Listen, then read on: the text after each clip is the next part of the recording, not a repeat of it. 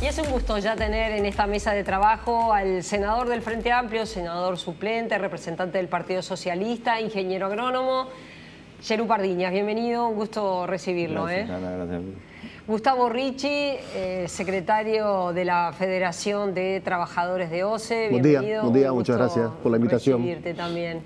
Ana María, sin lugar a dudas, lo que vale la pena destacar es que este es un tema que venimos abordando desde que la ley se votó. La pasada semana, junto con Fernando Blanco, con nuestro compañero, tuvimos la oportunidad en uno de los especiales TNU de profundizar. Queremos que esto sea una continuidad de lo que fue ese momento aquí en la televisión pública. Y vamos a comenzar por Yerú Pardiñas. Porque cuando hablamos de riego, cuando hablamos de ponerle una especie de segundo piso a la producción, estamos hablando ni más ni menos que de riqueza, estamos hablando de fuentes de trabajo, estamos hablando de cuestiones que hacen al desarrollo real de nuestro país. Pero cuando hablamos de un recurso como el agua, estamos hablando de un recurso que la gente determinó en las urnas, que fuera un recurso que estuviera al alcance de todos los uruguayos, que fuera público, sin ningún tipo de limitación. Esta ley, como tal, ¿qué limita? Bueno, un gusto poder seguir profundizando, como lo planteaba, sobre estos temas y una vez más intercambiar con Gustavo, en el cual no solamente en estos planos a veces intercambiamos de sitios distintos, pero tenemos un objetivo común, que es justamente tratar de que el agua sea un elemento fundamental, un recurso natural al servicio de la sociedad. Y cuando hablamos del servicio de la sociedad es lo que justamente el gobierno encara cuando construye el Plan Nacional de Agua. Primer objetivo, atender la demanda humana, o sea, agua de calidad y en cantidad para la demanda humana. Segundo objetivo, agua para el desarrollo sustentable y sostenible. ¿Qué implica eso? Bueno, que justamente el agua también es necesaria para el desarrollo de la sociedad y de la producción. Y es en ese plano que nosotros circunscribimos esta ley de riego, que en realidad es una modificación a una ley preexistente y la incorporación de algunos elementos o algunas herramientas que permitirían o facilitarían el poder desarrollar proyectos de riego, porque cuando se demanda, y creo que objetivamente también nosotros tenemos planteado como un objetivo estratégico del desarrollo del país, el de agregado de valor a nuestra producción. Parte del agregado de valor en la producción agropecuaria pasa por manejo y desarrollo del conocimiento y de la tecnología. Uno de esos desarrollos de conocimiento y tecnología es el uso del agua. El uso del agua a través del riego. ¿Por qué? Porque permite incrementar la productividad de los cultivos, permite darle mayor sustentabilidad al desarrollo de las plantas y de los animales. Entonces también el enfoque de sustentabilidad tiene que estar incorporando a la producción. No podemos decir, tiene que ser sustentable el agua y no tocarla para que solamente la consuman los humanos. No, porque es más, también la tienen que consumir los animales y las plantas que estaban desde antes que los humanos en el territorio. Entonces, este es un poco el concepto con el cual también se desarrolla la utilización del agua en la producción a través del riego. ¿Por qué desde FOSE se impulsó esta iniciativa que luego toma el PIT-CNT de decir, bueno, no, con esta ley de riego no? Bueno, primero una aclaración rápidamente. La postura nuestra no es que estemos en contra de la utilización del agua dulce para la producción. Nosotros estamos a favor de la utilización del agua dulce para la producción, pero con determinados parámetros. Nosotros lo resumimos que esto es una fórmula matemática, ¿sí? Producción más ambiente es igual sistema sustentable. Hoy el dato de la realidad es que la producción fundamentalmente agrícola, agropecuaria en nuestro país desde el año 2005 a hoy ha tenido un crecimiento exponencial, y el dato objetivo de la realidad es que el ambiente está seriamente complicado. Las principales cuencas de nuestro país tienen un nivel de deterioro muy importante, ¿sí? Producto de la expansión de la producción y fundamentalmente de la ausencia del Estado en los controles correspondientes que debería tener. Claro, pero ¿sí? Eso no lo llevó a movilizarse porque esta situación viene siendo denunciada desde hace varios años. Incluso recuerdo el ex ministro de Defensa, Eleuterio Fernández Huidobro, fue el primero que lo anunció. ¿A ustedes los moviliza una ley de riego? Está bien, pero quería hacer esta aclaración porque durante, desde el periodo que va desde el 18 de diciembre que hicimos el lanzamiento hasta hoy, y como que han aparecido algunos cuestionamientos como diciendo nosotros, la postura del sindicato de OCE es contraria al aumento de la producción, al aumento del trabajo, de la calidad de vida. Lo quería contextualizar de esa manera. Y yendo rápidamente a la contestación de la pregunta, el primer argumento es que para nosotros violenta claramente la Constitución de la República, violenta claramente la decisión del 64.7% de la población que en el año 2004 no definió únicamente que el agua potable y el saneamiento sea brindado por persona jurídica estatal, sino que desarrolla en su artículo 47 cómo se debe gestionar el agua. ¿Sí? El agua es un derecho humano esencial para la vida, las aguas superficiales y las aguas subterráneas son de dominio público estatal y para la gestión, planificación y control, lo dice el artículo 47, del recurso hídrico se debe dar participación a la sociedad civil. El Parlamento vota una ley de riego que es para gestionar el recurso hídrico y nunca consultó a la sociedad civil. Para nosotros es claramente violenta la Constitución de la República. ¿Cómo participan los privados? Porque creo que ahí está en juego esto, ¿verdad? Es decir, ¿cómo se permite la participación privada en esta ley de riego para uso agrario? Y bueno, en primer lugar, la producción en nuestro país se sustenta por la actividad económica privada, fundamentalmente, salvo algunas particularidades en la cual participa el Estado. Pero en la producción de bienes, y fundamentalmente la producción de bienes agropecuarios, son los privados los que participan. ¿Qué hace el Estado? Regula esa participación, genera políticas públicas para que esa producción se haga con ciertos criterios, no solamente de economicista o de obtener el mayor rédito sin fijarse las consecuencias, sino justamente fijar parámetros para que esa producción pueda ser eficiente, eficaz, pero a su vez tenga niveles de mínimo impacto ambiental o mínimos impactos sociales o beneficie socialmente a una localidad o a un territorio. Y ese es el rol que tiene que hacer el Estado y ese es el rol que la Constitución le genera como obligación al Estado en respecto al recurso agua. Es más, cuando nosotros hablamos de la ley de riego, lo estamos haciendo a partir de haber participado en la construcción de ese artículo, lo estamos haciendo a partir de que participamos en la recolección de firmas para que hubiera un plebiscito por el agua y en la medida que también la inmensa mayoría, entre los cuales estaba nuestra fuerza política, votó para que fuera norma constitucional. Es decir, lo hacemos en respeto de la Constitución, lo hacemos dentro del marco que es la Constitución que habla de la concesión, que el Estado regula cómo se usa y ahí está el fundamental eje de comprender esto. Ahora, perdón, usted discúlpeme, pero Richie decía, no se consultó a la sociedad civil. 7 años se discutió esta ley. A ver, claro. ¿Se concede el hecho de que no se consultó a la sociedad civil? Yo creo que en una ley que se discutió 7 años? Todas las normas en el Parlamento tienen una participación social en la medida que las comisiones reciben a los sectores interesados en discutir las normas. Nosotros, en el caso de la Comisión de Ganadería, hemos recibido delegaciones variables por este tema, por esta ley. Entre ellos la Comisión del Agua y Defensa del Agua y la Vida, entre los cuales también concurrieron representantes de FOSE. O sea, y a su vez, porque hay que comprender esto que se inscribe dentro de una política mayor que está haciendo el Estado a través del gobierno Frente Amplista, que es la Política Nacional de Agua. Primera vez el Uruguay va a tener una Política Nacional de Agua y esa Política Nacional de Agua se está construyendo con debates que se han realizado a lo largo de todo el año pasado y el anterior en las comisiones de cuenca. Es decir, la DINAGUA, la Dirección Nacional de Agua, ha convocado a los integrantes de las cuencas hidrográficas, el río Cebollatí, el río Santa Lucía, el río Cuareim, es decir, las cuencas que están identificadas en este país, todos los comités de cuencas fueron convocados y la sociedad civil que está en esos comités de cuencas fueron convocados para discutir los lineamientos del Plan Nacional de Agua. Y ese Plan Nacional de Agua es un decreto del Poder Ejecutivo.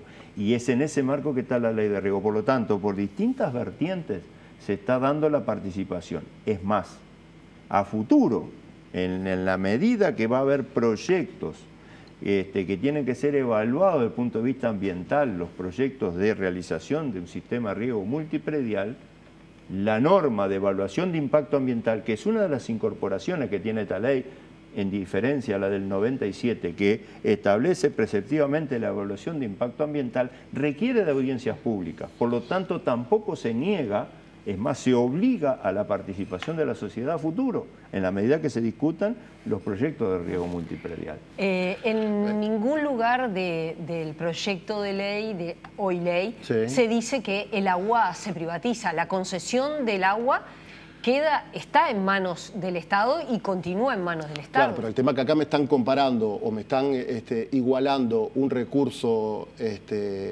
humano esencial para la vida, un recurso natural trascendente como es el agua, con un sistema de concesión y de autorización, como por ejemplo para hacer una carretera, para hacer un edificio. A ver, la decisión de la ciudadanía fue que el Estado tenga la responsabilidad de la gestión del recurso hídrico. Dar concesión significa entregar la autoridad de ese recurso hídrico por X tiempo a privados, porque la ley lo establece claramente, ¿sí? Son inversores nacionales o extranjeros, ¿sí? Conceder, como dice el senador Pardiñas, la utilización de esa gestión es entregar la autoridad, ¿sí?, sobre un recurso natural de todos durante muchísimo tiempo, 20 años, 30 años, porque nadie se imagina que las concesiones van a ser por 2, 3 años, ¿no? Y con respecto a la participación social, nadie puede sostener que una comisión parlamentaria es un ámbito de gestión, de planificación y de control del recurso hídrico. Todos sabemos, con todo respeto para el sector parlamentario, cómo funcionan las comisiones. ¿Sí? A ver, la Comisión Nacional de Defensa del Agua y la Vida fue en su momento, hizo sus aportes y de todos los aportes no hubo uno solo contemplado en la ley de riego. Entonces, lo de la participación para nosotros la entendemos desde otro punto de vista, no a través de las 4 paredes de mármol de una comisión parlamentaria. Pardiñas, ¿cómo se concibe entonces la participación privada, por un lado, en este sentido, que se le entrega en concesión, se le da a privados que están en el sector agropecuario y no en el sector agropecuario, y a la vez la gestión y también el contralor del Estado, por lo que decía Richie en la primera respuesta, cuando decía, bueno, el crecimiento ha sido exponencial, pero la contaminación también ha sido muy importante. A ver, nosotros en esto tenemos que tener en claro de que nuestra producción agropecuaria ha tenido un crecimiento importante en los últimos tiempos, y como reacción a ello, es que también se han aumentado los controles en todos los procesos, ¿tá? Y que cada vez el Estado uruguayo se prepara más, para realizar la fiscalización y los controles que tiene que hacer en los sistemas productivos, agropecuarios e industriales. Yo creo que ha habido mucho más contaminación en la historia de nuestra evolución por parte del sector industrial que por parte del sector agropecuario. Pero el tema no es discutir a ver quién contamina más o quién contamina menos, sino cómo nos preparamos para evitar eso, ¿tá? Y esta norma justamente toma en su texto la adecuación y la obligatoriedad de la evaluación del impacto ambiental para las obras multiprediales de riego. Es decir, ¿y cuáles son las otras políticas que también se incorporan? Se incorporan la de los planes de uso y manejo de suelo, norma que se está aplicando en el Uruguay, pero que tiene una larga data, pero que realmente es un decreto reglamentario restrictivo ahora, desde el periodo de gobierno pasado, ¿no?, del gobierno de Mujica, en el cual los planes de uso y manejo de suelo pasan a una evaluación por parte de la RENARE, de los Recursos Naturales del Ministerio de Ganadería, y los aprueba o los observa, y autoriza o no autoriza. Es decir, Uruguay hoy tiene que preservar sus cauces de agua sin lugar a duda. Ahora, preservar no quiere decir no utilizar los recursos. Preservar quiere decir que nosotros digamos, bueno, para evitar la contaminación, para evitar la degradación de un curso de agua o de una cuenca hidrográfica, hay que aplicar determinadas técnicas y tecnologías en la producción agropecuaria, que no es solo la agrícola. Por ejemplo, lo que hoy se está pidiendo, planes de uso y manejo de suelo para los tambos en la cuenca del Santa Lucía. No se pedían antes. Hace 3 años atrás no se pedían. Ahora se piden. ¿Por qué? Y está previsto que dentro de 2 años, no solamente para los que ordeñan más de 50 vacas, sino también para los que tengan menos ganado en ordeñe. ¿Por qué? Porque vamos avanzando en el desarrollo de la tecnología y a su vez en concientizar también a los productores a que deben tener esas prácticas. Las buenas prácticas agrícolas son las que nos van a permitir no tener cursos de agua contaminados o cursos de agua en los cuales estemos como se dice en campaña, con el corazón en la boca, si lo podemos utilizar o no. Nosotros tenemos diferencias importantes con el criterio del control que está teniendo el Estado. Y no únicamente con esta administración, estamos hablando de hace muchísimo tiempo, ¿no? Yo reitero, el dato objetivo de la realidad hoy de las principales cuencas es alarmante, es alarmante. Es decir, el Estado estuvo y está ausente. Y esta ley, ¿sí?, por más que establece mecanismos de control, no son mecanismos de control reales. Y yo voy a poner un solo ejemplo, ¿sí?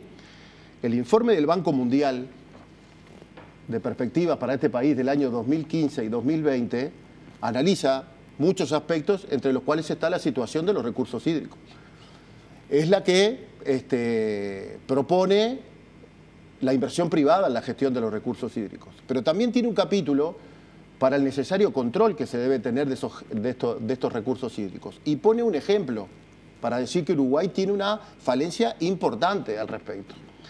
La cuenca del Ebro, en España, que tiene un sistema de gestión de recursos parecido al que quiere implantar la ley de riego, ¿sí? La cuenca del Ebro tiene la mitad del territorio del Uruguay. La mitad del territorio del Uruguay. ¿Sabe cuántos funcionarios tiene para controlar la gestión del recurso hídrico de esa cuenca? Que es la mitad del territorio del Uruguay. 991 funcionarios. 991 funcionarios. ¿Saben cuántos funcionarios tiene hoy la Dirección Nacional de Agua? Entre 60 y 70 funcionarios, de los cuales 40 son consultores y están todos en Montevideo. Es imposible con la situación actual, ¿sí?, que la Dirección Nacional de Agua, la Dirección Nacional de Ambiente puedan ejercer el control que pretende la ley de riego. Y además, por otro criterio también importante, hoy en el Estado existe una innumerable cantidad de unidades ejecutoras dispersas, diversas, que tienen relación con el agua. En el ámbito de la Presidencia de la República está la Secretaría Nacional de Clima y Ambiente, creo que ese es el nombre, presidida por el ingeniero Carlos Cunache. Está la Dirección Nacional de Medio Ambiente, está la Dirección Nacional de Agua, está el Ministerio de Vivienda, está OCE, está la URSEA. Es decir, para un recurso esencial, para un recurso humano muy importante, ¿sí?, el Estado no tiene una política clara. Se divide en las unidades ejecutoras. ¿Y cuál es el resultado? Y la situación que tenemos actual del ambiente. No hay otra. Ustedes analicen. Me quería quedar en un detalle no menor, y le pido brevemente, Richie, sí, porque el ambiente que se vivía en nuestro país en el año 2004 era muy particular y estábamos hablando del agua como recurso para todos, para los 3 millones y pico de uruguayos. Claro. Teníamos la situación de Uragua. No únicamente para el consumo humano. Claro, teníamos la situación de Uragua, ustedes la recordarán, que era muy particular, claro, donde las tarifas eran muy por encima de lo que cobraba. O sea, todo eso generaba un clima hacia la aprobación en las urnas de esa modificación constitucional.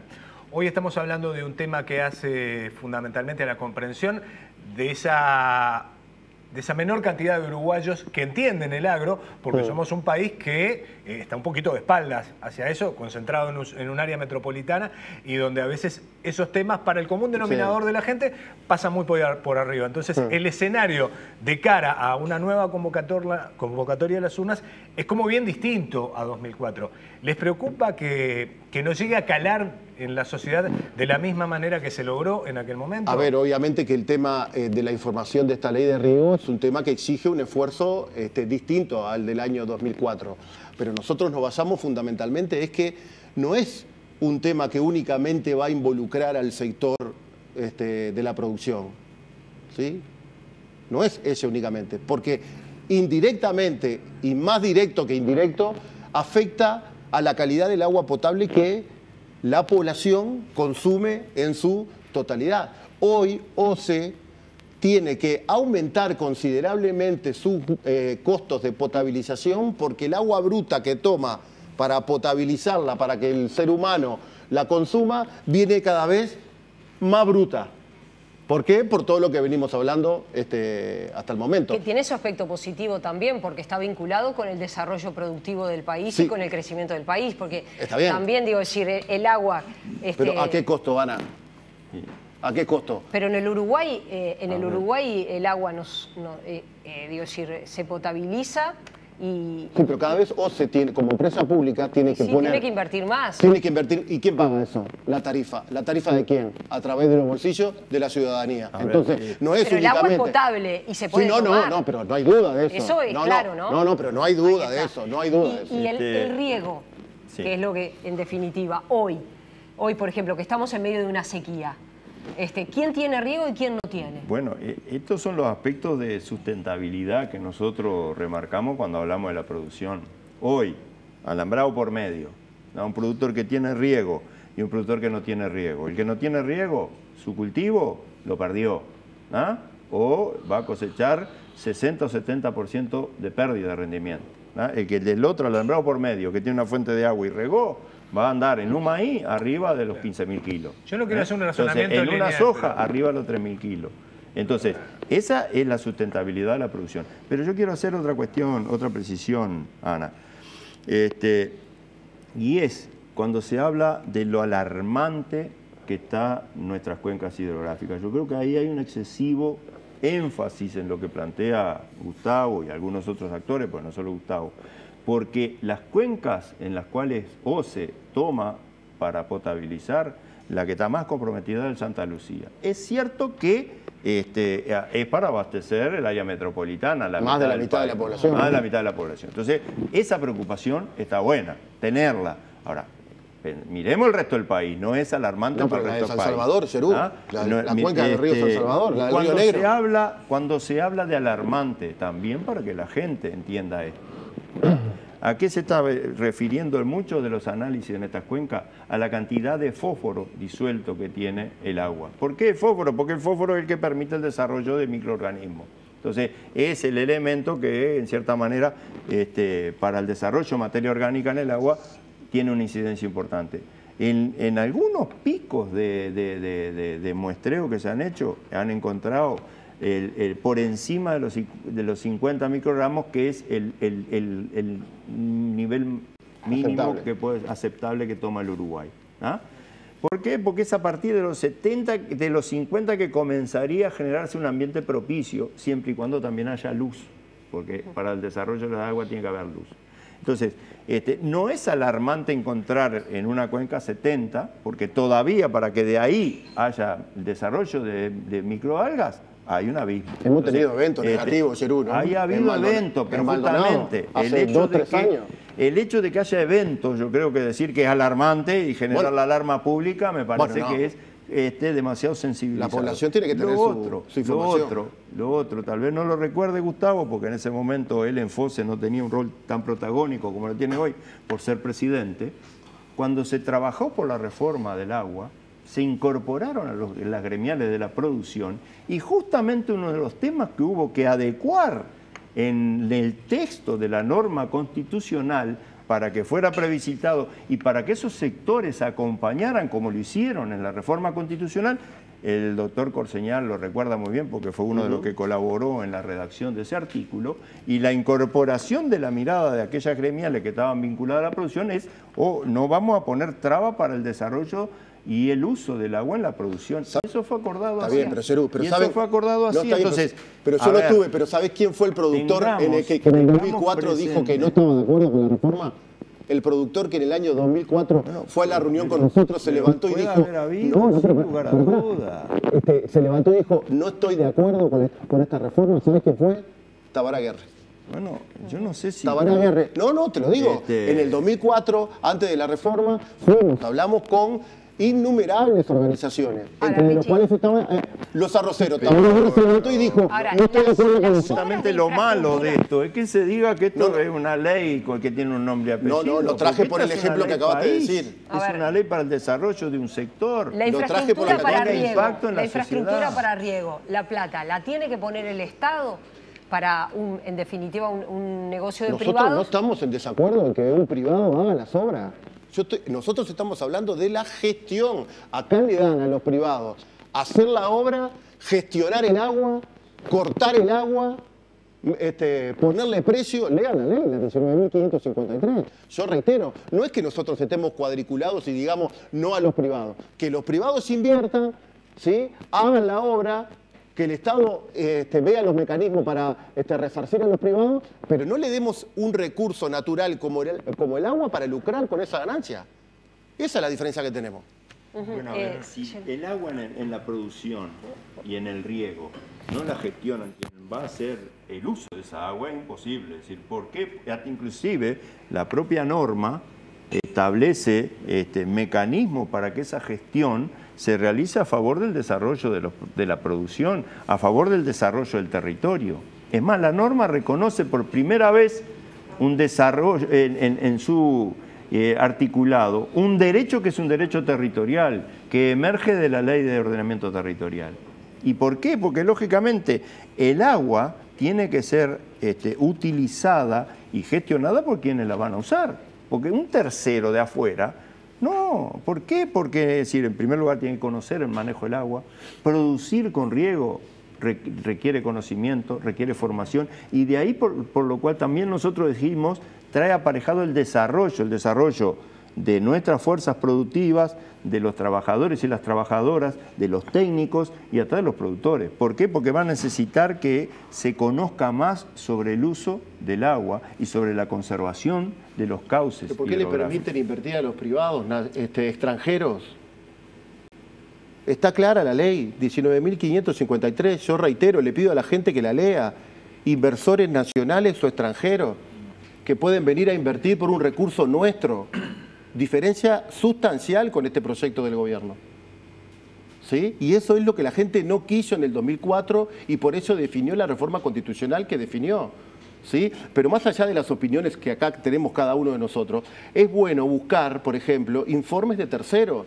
¿Sí? Y la Institución Nacional de Derechos Humanos y Defensoría del Pueblo, que es una institución dependiente, que está en la estructura del Poder Legislativo, que tiene independencia técnica tanto del Poder Legislativo como del Poder Ejecutivo, como del Poder Judicial, le pido a la gente que lo bajen, que lo lean, dice cuestiones similares a la que nosotros planteamos. Resulta claro, consideraciones sobre aspectos ambientales, resulta claro que la ley de riego, busca objetivos estrictamente comerciales y no de producción ambiental, sin perjuicio de los controles preexistentemente requeridos.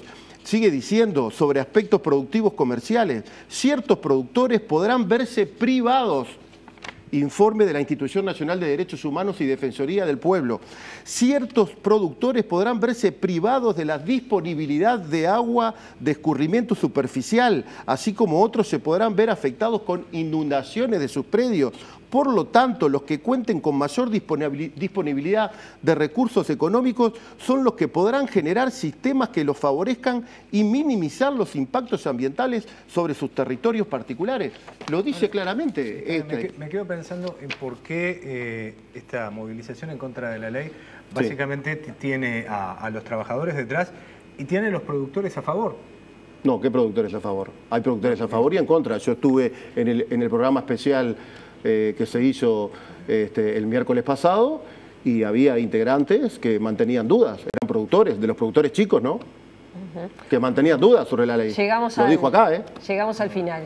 Sí, a ver, yo creo que en esto, inclusive por hacer referencia al informe de la Institución de Derecho Humano, la cual es un organismo de enorme significación en nuestro país, que está generando todo una política de derechos humanos hacia futuro, de defensa con sentido de nación, que hay algunas equivocaciones en ese informe. Porque en primer lugar, lo digo con sumo respeto, no se puede decir que una ley va a generar la privación del agua a algunos y el generar problemas porque le inunda, porque eso todo es parte del desarrollo de los sistemas multiprioridades, parte de los acuerdos y de la elaboración. O sea, no va a haber ni perjudicados ni beneficiados. En la medida que hay acuerdos para participar, el territorio va a ser beneficiado. Entonces, es en ese sentido que nosotros trabajamos en esta modificaciones a la ley de riego y en la innovación de algunos elementos en la misma, como son los sistemas de riego multiprediales, pensando en el desarrollo del país,